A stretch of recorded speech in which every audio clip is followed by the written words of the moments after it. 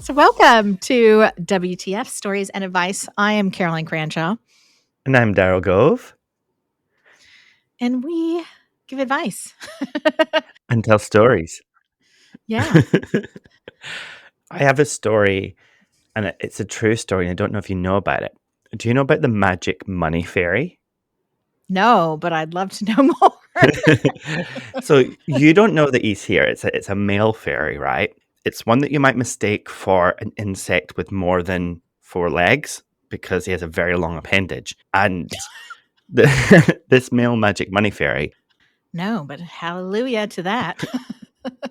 For everyone that's listening, write in if you get surprising positive money news tomorrow, because I promise you, as soon as you stop thinking about the magic money fairy with this really long appendage and giant sack, you will have money luck tomorrow. I haven't heard that story, Daryl, but thank you for sharing. You're welcome. Is there a way you can call him into your life? Yes, you have to not think about him. Call his big sack? Okay. He's very, very shy. Do you say, I'm not thinking about the magic money fairy with his super long appendage and giant sack? Yes, that's exactly. And then you have to think about something else. Okay. Yeah. Maybe it's thinking about stepping into a reality where you have everything you need, a parallel universe. Well, I mean, those are the interdimensional fairies that help you with that. So, yeah, you could call on them. Sounds good. Did I tell you I won $500 today? No, you did not. Yeah, no, I did. No, I'm serial. Yeah, super serial. I won the fat loss competition at the gym. You did. Wow. Yeah. You said at the time, I'm going to win it. And I remember thinking, you're too fucking skinny to win that competition.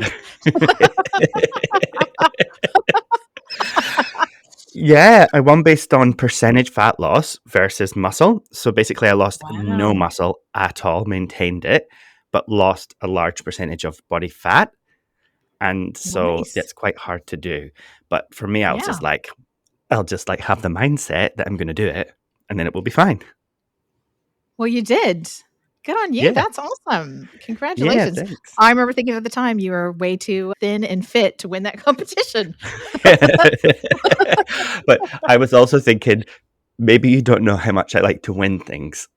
I do know you're competitive. It's funny. I'm very competitive as well, but we don't seem to compete against each other. No, I only like to compete when I'm quite sure I'm going to win, and I think we're too evenly matched. Well, I bet I could win a fat competition. Not maybe a fat loss. Okay, let's do it. Okay. I'm pretty competitive, but it's funny. I don't seem to compete against my friends. I'm more like, let's team up against everyone else. Yes, I do the same thing. Yeah, that's good. That's probably why we get along. Okay. Do you want to hear a crazy ass story that's in the news? Well, there's not much room in my life for crazy stories, but I'll allow it today. You bastard. Well, that's very obvious. You know what the story is then.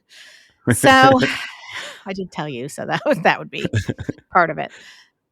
So there has been a really interesting case in Melbourne, Australia. Because Daryl likes to say it phonetically how it sounds, like how it's spelled. But I like to say it how Melburnians, I don't know what the hell you'd call them. It's Melburnians. No. Yeah. We have this ongoing thing where he says Melbourne, and I'm like that. People from Melbourne say Melbourne, and he's like, I don't care. They obviously are lazy speakers. You can tell us what you think.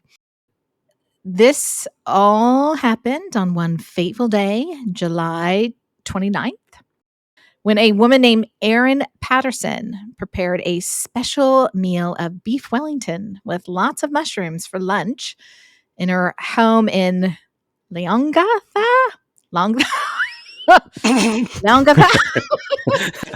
Well, Okay. you're going to have the Australian universities phoning you up to be in charge of phonetics. Yes. Well, I am dyslexic, so phonetics are not my strong suit. Leongatha. Fuck. Okay. It's a town that is spelled Leongatha. It's a rural town in the Australian state of Victoria, which is apparently somewhere by where Melbourne is. At this lunch, which was church mediated, and it was set up to sort out visitation rights and a possible reconciliation with her ex-husband. This woman, Erin Patterson, her and her husband had recently separated. His parents and his auntie with her husband, so the ex-husband's parents and aunt and uncle came along. They were Gail and Dawn Patterson, who are both 70 years old, Gail's sister, Heather Wilkinson, 66, and her husband, Ian, who was 68. So I guess Ian was the pastor. And she serves them this beef Wellington with lots of mushrooms, and all four of her elderly in-laws fell violently ill that night from suspected mushroom poisoning. Whoa. Yeah. So Gail, Dawn, and Heather. So let me just get this right to set the scene. The church was mediating a potential reconciliation between her and her husband, who she was separated from. Is that right? Yes. And so he was invited to the lunch as well, her ex-husband, Mm-hmm. but he decided not to come. Simon Patterson, he skipped out on the meal at the last moment. Because he'd swapped out the mushrooms and he was being clever. I No, don't know. Well, apparently he had gotten very severe food poisoning or some type of gastro issue last year or the year before. But we'll go all into that. So Gail, Dawn, and Heather, who are all the people who passed away, died in hospital days later, while Ian, a Ooh. local pastor, has been left fighting for his life. So he needs a liver transplant. So I guess he's waiting for Shit. someone to die to get a liver. Yes, her ex-husband, just estranged husband, skipped out at the last moment. And the couple's two children also left the mother's home to see a movie just before the meat and pastry dish was served. So Victoria police have since launched a homicide investigation and last week confirmed that Ms. Patterson is a suspect in the killings. Fuck. This might seem not relevant, but do you ever watch Gordon Ramsay? Yes. And he has this program. It was before Hell's Kitchen, where he'd have chefs competing. Can't remember what it was called, and he'd have them make this beef Wellington, which is very hard to make. And every time somebody made a bad mistake, like didn't cook it enough, he'd be like, "It's fucking raw! You're gonna fucking kill somebody, you nitwit!" And I could just hear him like saying that to her. And yes, he's right. You're right. You have to cook it properly, or you're going to kill someone. I bet he's like, I fucking have been trying to tell people for a very long time. I love Gordon Ramsay. I actually make his recipe of beef Wellington sometimes for dinner parties. And after the last one I did, I drank way too much and did not eat. And then, so by the time it was needed to be served, and I had gotten this incredibly expensive cut of meat and made these beautiful beef Wellingtons. And then I just hacked it apart with like a serrated knife and served it after drinking slightly too much. I didn't drink a lot, but I hadn't eaten anything. And I don't think I had eaten lunch. When you're busy preparing food and you just don't think to eat. And it looked like a dog's breakfast. It was terrible. And Oh. I was saying to my partner, I will never cook beef Wellington again because it just looked so bad when I served it up. I don't think this she week, will either, that lady. No, I don't think she will. And I don't think many people are going to want to eat beef Wellington when they go to dinner at someone's house, especially if there's been any conflict. I know I'd be like, But it's interesting. I've been reading recently. I've like stopped buying mushrooms a few months ago because I've read so many bad things about it and how like raw mushrooms are quite toxic for you. Even just like button mushrooms and portobello mushrooms definitely need to be cooked. Really? That they're actually not very good for you. You have to cook the hell out of them to get all the toxins out. So, Interesting. I'm always suspicious of information like this, especially in a world where we need a lot of really good nutrients, and mushrooms have particularly helpful ones in the current climate of flus and COVID and so on. And I have found that some good foods have been vilified, and herbs, it happens to herbs over the years. So I'm going to keep an open mind to that and do some researching. some research.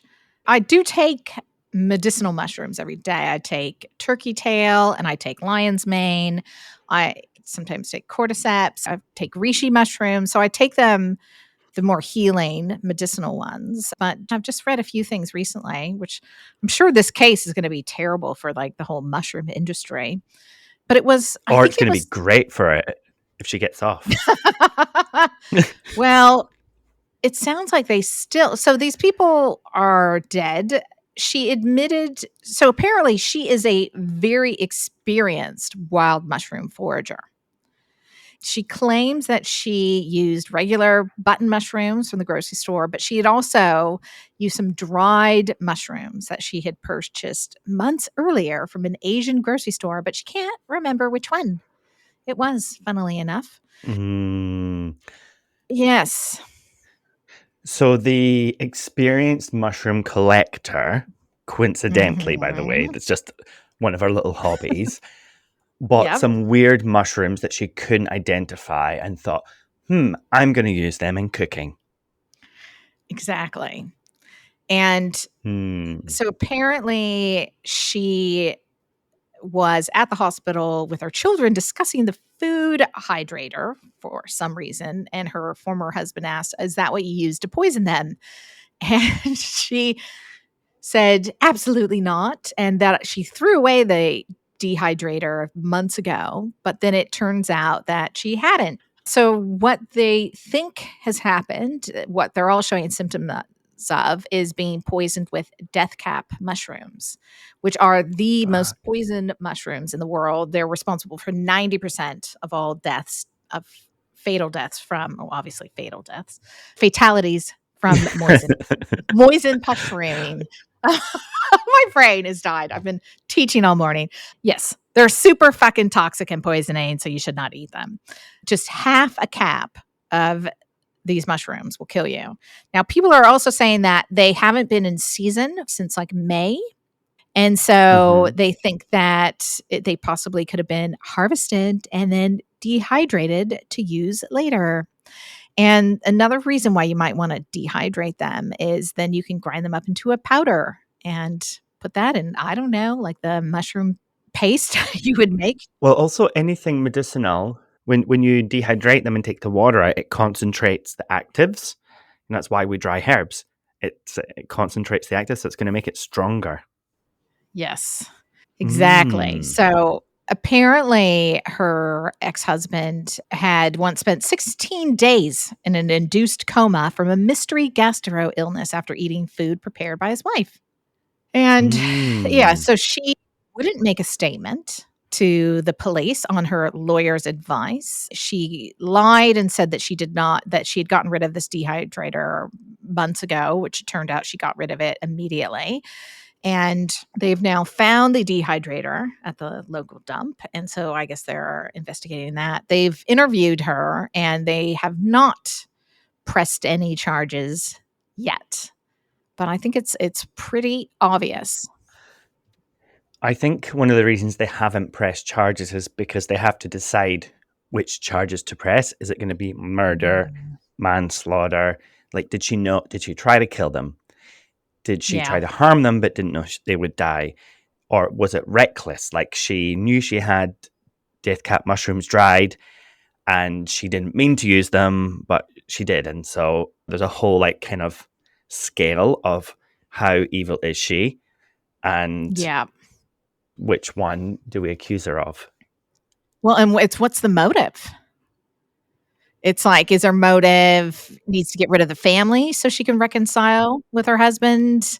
I don't want to seem insensitive, but no one really usually needs a motive to get rid of the in-laws.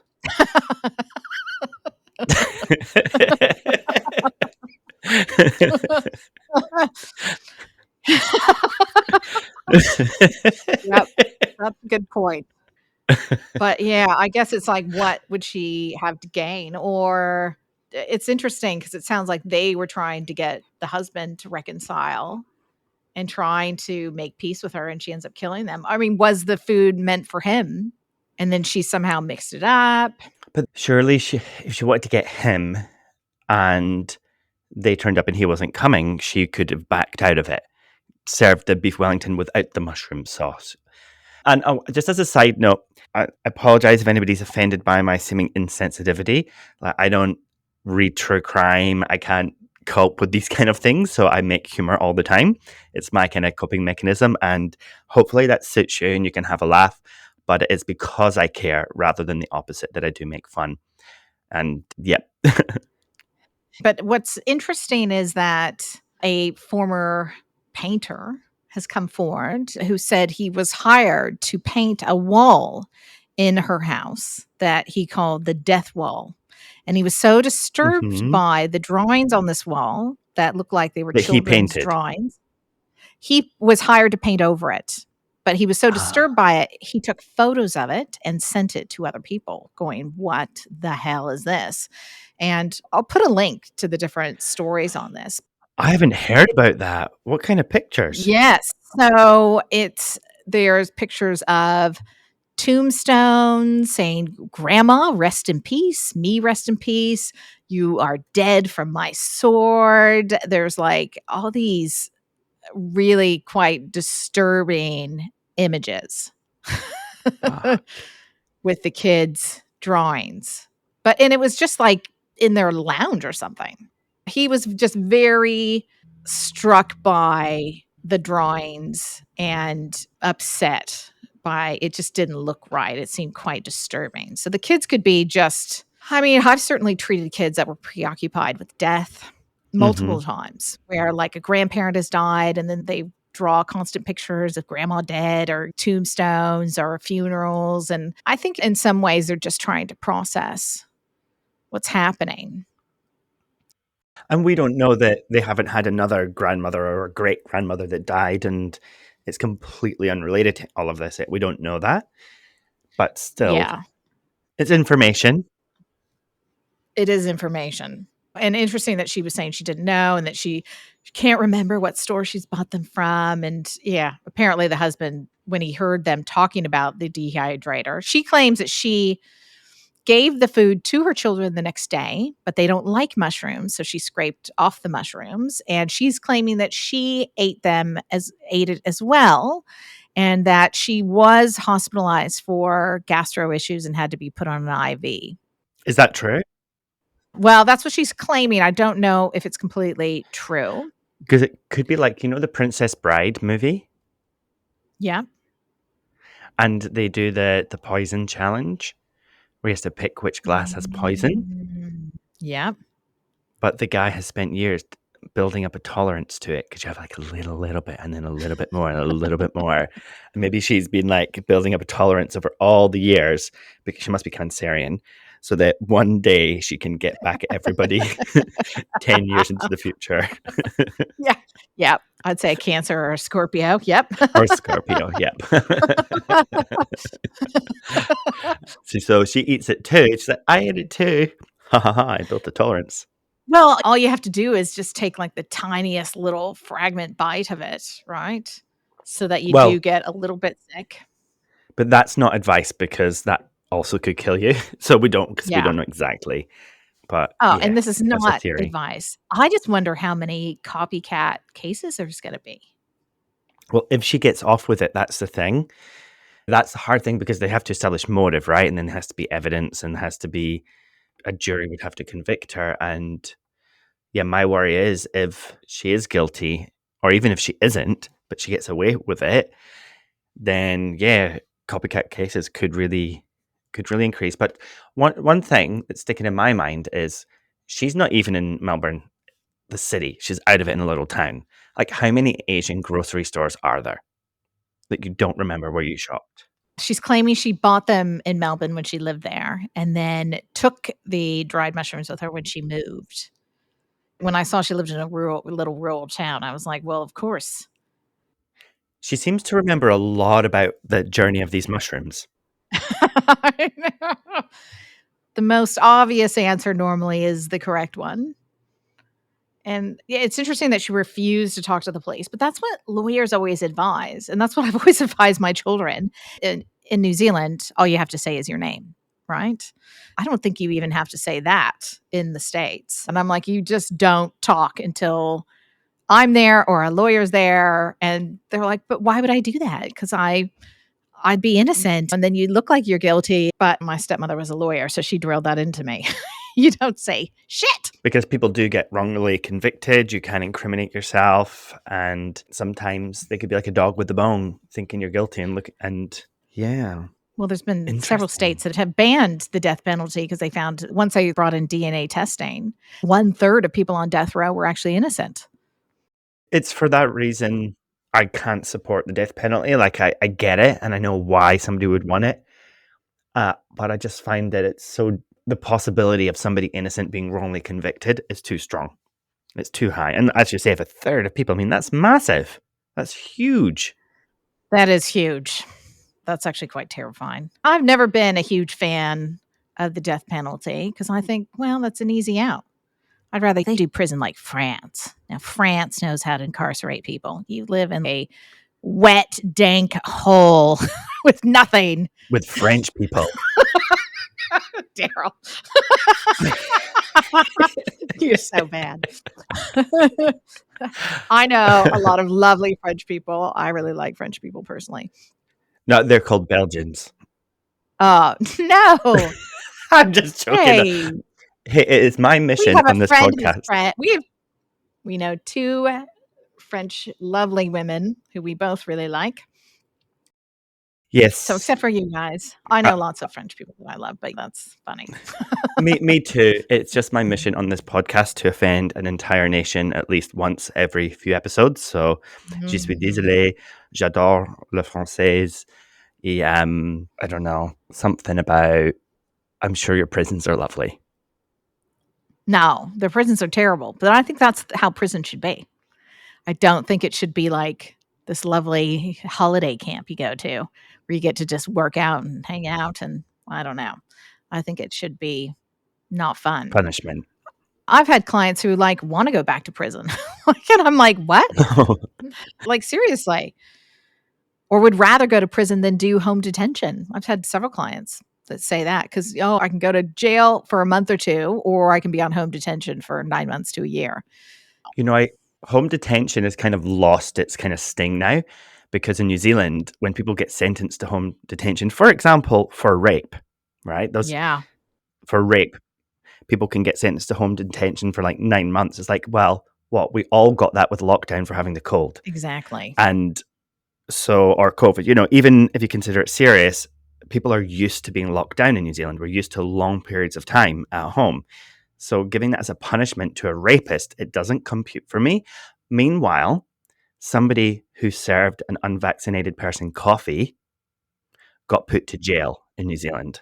Yeah. So the rapist gets home detention, and a cafe owner served an unvaccinated person who was not COVID positive, neither were, coffee, and she went to jail. Yeah, that was crazy. Ridiculous. I think there's more to that case than she just served one person who was unvaccinated. She was ordered not to. She had been warned and so on. But I think we're warned from birth not to rape people. Well, New Zealand has lowered their prison population by 1/3 in the past few years. And our crime rate has gone up by more than 1/3. So surprise, surprise. That's really not working very well at all. But their argument for why they don't send a lot of rapists to jail is because they might get raped. Mm-hmm. Seriously. That is the argument. is that they could get raped, and that would be terrible for them. Then you might know what it's like. I don't know. Oh dear. We do need to be in charge of the justice system and the world, of course, but Absolutely. So that's depressing. I was going to talk about one other little depressing thing, just to really round it out and please do. make you feel like life is shit. I was just talking to this about this topic to a class I was teaching this morning, which had nothing to do with the class, but we got off topic at the end of the class, and I thought I would tell. How did that happen? That could never happen. I know. It's very shocking to think that I would get off topic and start talking about other things. But the class had ended at this point, so that is my defense. But we were talking about how the world is just turning into a freaking dystopian nightmare. And as you do, and I was talking about Deagel.com, which I know I've talked to you about, Deagel.com. Rings a bell. I think it was my brother who told me about this years ago in like 2011. Deagel.com is a website that tracks military spending around the world. You have, yeah. Yes. So you know this, but I've always wanted to talk about it on the podcast, and we got a little bit of time, so I'm going to. He's like, go check out this website. It's probably not your thing because he was in the military, right? But they've got forecasts of the world population in 2025, and it's a little bit disturbing. So I'm like, oh, okay. It might have been at 2020 in that time. I'm trying to remember. It was a while ago. Anyways, I go have a look, and yeah, so again, it was just like, oh, America has this many aircraft carriers and this many fighter jets and blah, blah, blah, and shows what each country spends on their military budget and all of that. And in the forecast, though, for 2025, they had America was like 50 million population. The UK was like 20 million population. Like a lot of the countries, like America's population was down 70%. Canada's was down like 26%. Australia's was down like 35%. I think New Zealand was like down, I don't know, 11. But what was interesting, so a lot of Europe really went down. It was Japan lost 1/5 of its population. So a lot of Europe really went down, like Sweden. Yeah. So what does this mean then? So what's the relationship between tracking military spending and then projecting population in the future? Exactly. So, and that's what people were like, what the hell? Why? What are you talking about? Why is this going to happen? And they talked about how they thought it was going to be a pandemic that was coming and a war, that it could be civil war and global war. And that, yeah. Oh, do you know what's okay? So this is last week I mentioned a book that I'd started reading, 0 Day Code by John Birmingham. Mm-hmm. And I finished the first book, and I don't want to say too much because it's really worth a read. But there is the release of a genetically modified coronavirus in retaliation. Oh. And it starts in China. And then I looked, when's this book published? 2019. Mm. And it's all of these things that you're describing are happening in this book. And it's like, are they trying to warn us? Who's this guy? I'm going to have to research him and finish the books. But yes, it's really interesting. People are like, where the fuck are they getting their information? And they were a government agency, or they basically were advised, like they would compile all this data then to give to the government. And they got a lot of their information from intelligence. They claimed the deep state and kind of forecasters. So then they revised it. And I think around 2014, they published another disclaimer. They put it up. I think America was more down to like 100 million. They basically said it wasn't quite as bad as what they thought it was going to be, but still pretty bad. They thought the collapse of the US dollar and the financial system was going to cause a lot of people to starve to death and that a lot of people would migrate. And what was interesting on this like original map was that places like China and Russia and I think Brazil, a lot of these countries, their populations were either stable or had gone up. And Interesting. yes. And so it was basically all the BRICS countries went up or stabilized. And then they revised it, they put the numbers up, and then they turned around and just scrubbed it from their website completely. You can still, I think, access it with the Wayback Machine or the Internet Archive, but it's pretty disturbing. I think China's population went down a little bit, but places like Malaysia went up. But again, Yeah. just because something's on the internet, they made lots of projections at the beginning of COVID about how many people would die and lots of modeling, and it was wrong. There's lots of climate modeling. Yeah. There's lots of, even the weather modeling is so shit that I don't even look at it because I look at my window and it's just not what we were told it's going to be today. So I don't worry too much when I see these things because I think, okay, maybe these intelligence agencies have modeled things based on an upcoming pandemic that was nowhere near as bad as they thought it was going to be. But on the other hand, what did they know? Like, what did they know? And is Bill Gates going to get his mosquitoes out? And is that what's going to do it? Oh, There's a lot. Maybe there's stuff they know that we don't know. I don't know. What I found interesting about this is it turned out the guy behind it was the former Secretary of State as well as the head of the Rockefeller Institute. So he might be privy to some information that the general public would not have. Or he could just be crazy. That could be. Although we have to look more into this. I think we need to do a whole one on this as well. Like on the whole kind of umbrella of world population and what people are projecting and why. Because we talked about the earth flipping and things like that. Maybe there's something they know about that. Maybe it's not just war. Or maybe when humanity gets to this point, we are just going to fuck ourselves and get into nuclear war over some kind of egotistical dispute. Possibly. Who knows? Probably doesn't help anxiety levels, though. It doesn't help your anxiety levels. Yeah, people's anxiety levels. On a lighter note, so I told you my niece is here from Argentina and we went out dancing. So I took her to Family Bar, which is the gay bar in Auckland, and it has the best music. It has great DJs. It has 3 bars, 2 dance floors. And anyway, we got there and ABBA was playing, which was perfect because we'd just been watching Mamma Mia at home and singing along, nice. And typical gay style. And so we got there dancing to ABBA, and then of course she needed to pee. So we went downstairs and I was queuing with her because it was a bit of a queue.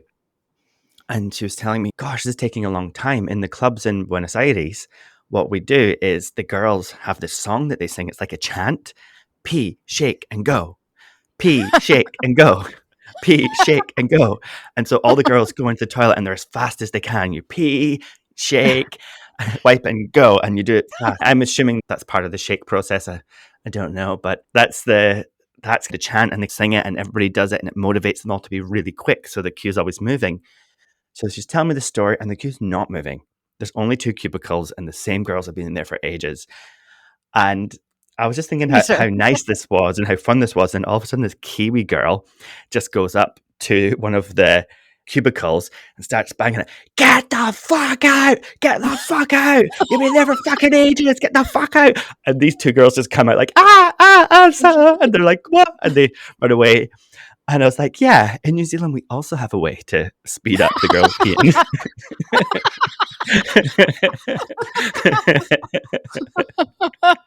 Oh, funny. That's hilarious.